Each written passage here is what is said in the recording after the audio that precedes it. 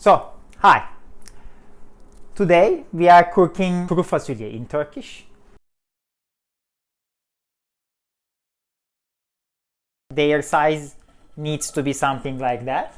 Okay? In Turkish we have an expression for that. What is it? Very cruel one. Bird head.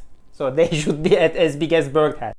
You go with this side like this. First of all you have slices. So basically you are going to have them in cubes. First of all you put the diced meat cubes, our bird heads. You stir it until you see that the color is changing. It takes around 30 minutes because I don't have a pressure cooker here. So you need to go with the cans.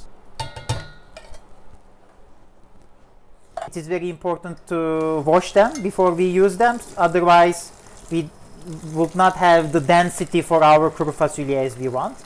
And you need to take the peels out while you are washing them. Şu pilav oldu galiba ya. Bir baksana. Aç. Sıkıntı değil. Bayağı olmuş gibi görünüyor. 2 full spoons of tomato paste in it. Okay, 750 milliliters. In Turkey we use liters. Sorry.